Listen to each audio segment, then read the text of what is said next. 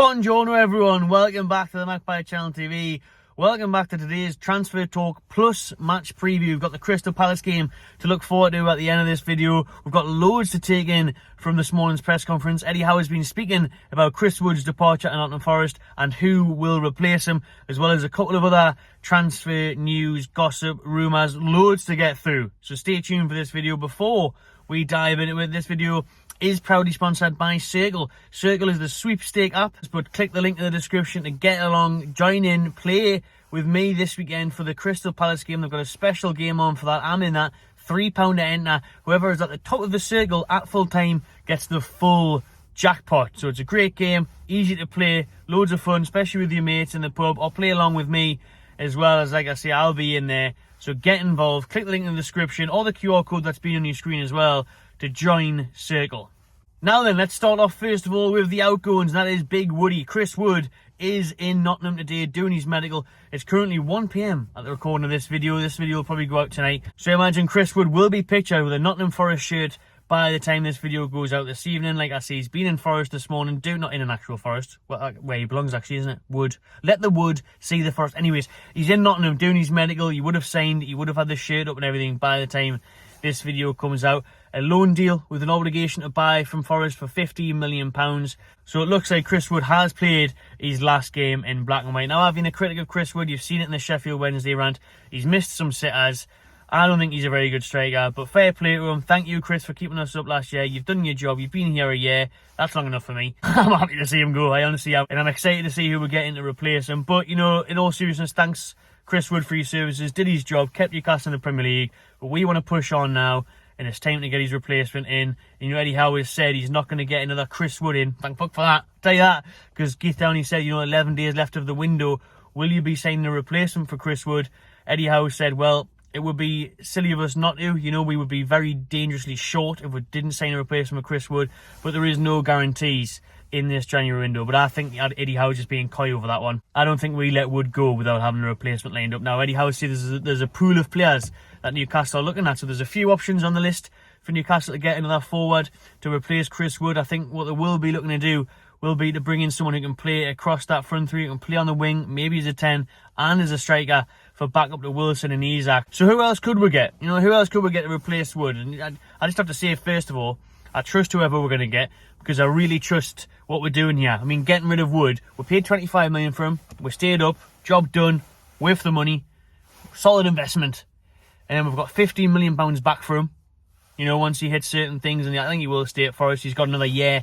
It looks like it's already done, to be honest. He's got another year on his contract, as what Eddie Howe said. He said it's suited Wood getting that movie. He's got another year for his career, because Wood is 31. So he's got a contract at Forest now until 2025.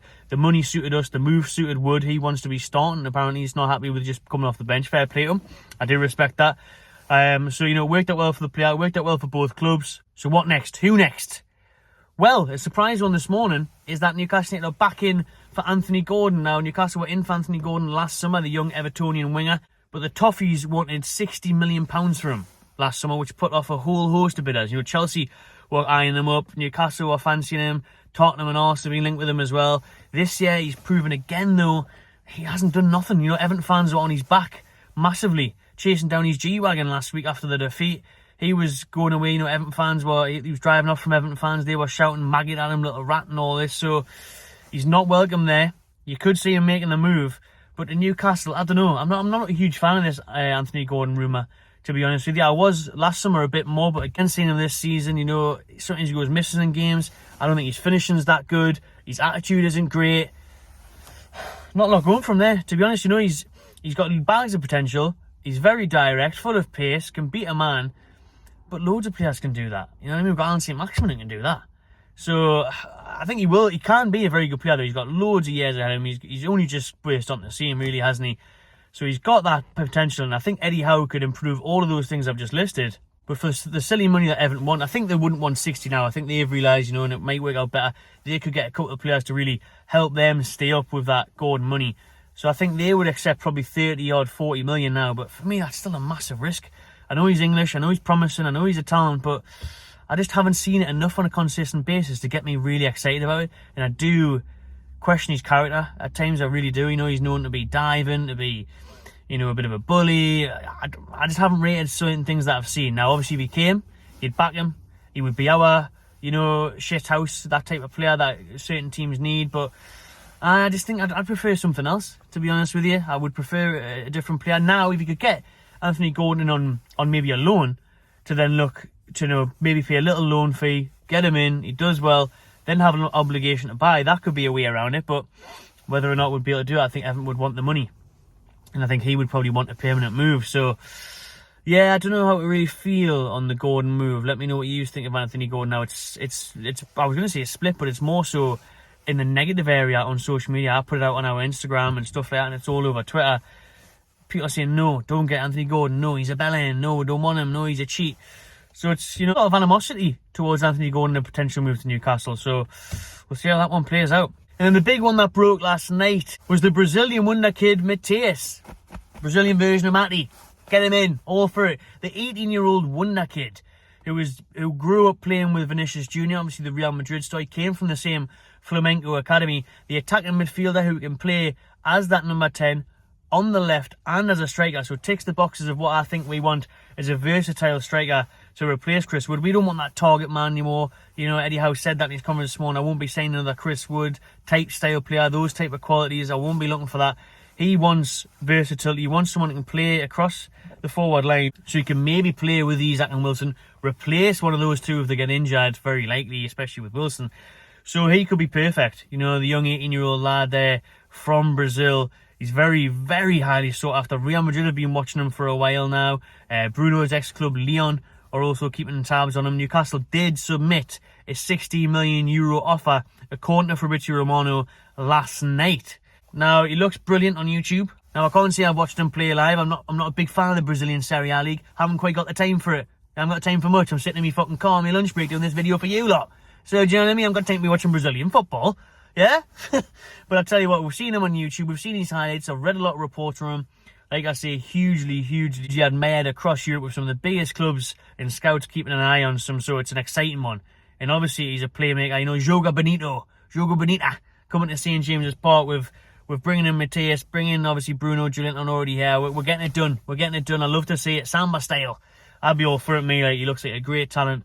Very promising young player. So why not? Bring him in. You know, I think he's made about 18 appearances in the Brazilian league, scoring 4 goals so far.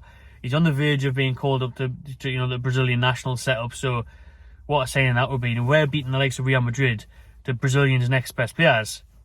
Unreal times.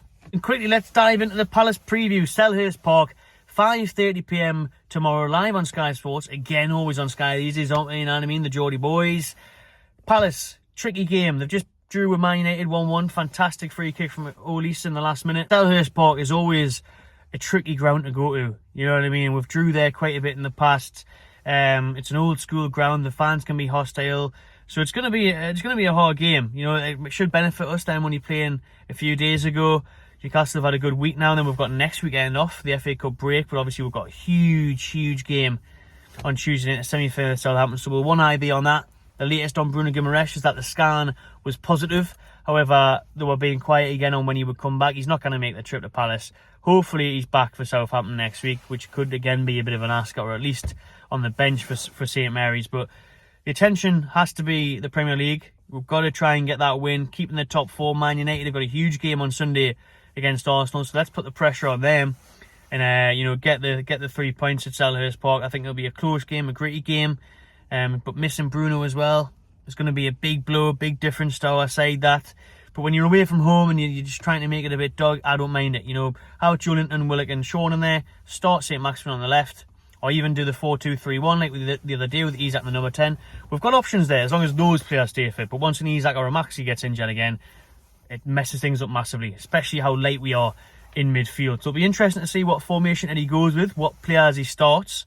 Thankfully, it looks like Trippier's going to be okay after he had a bit of a knock the other day, but he should be fine. I think we can just edge this game. I do, because Palace were on a bit of a stinky streak before that. I think they'd lost 3 in a row before they drew with Man United. So I think we will win this game 2-0. 2-0 or 1-0. I'm going to go 2-0 Newcastle. I think Wilson likes a goal there. He'll score. We'll get the job done, and that's the most important thing. When you're away and you're at a tricky London club like that, and they make life difficult for you, but also have dangerous players on the break, like an Elise, like the Zahas, like the Ezes. I just don't think Palace are all that good now, though, to be honest. Vieira's still looking like a good coach, but he has been taking a bit of stick lately off Palace fans. I think we can go there and get the 3 points. I do, I'm confident. So yeah, win for Newcastle. I'm predicting a win for Newcastle. Stay tuned to Magpie Channel TV tomorrow for an instant match reaction after the game. Just watching, everyone. Drop your comments below. Subscribe to Magpie Channel TV and enjoy yourself.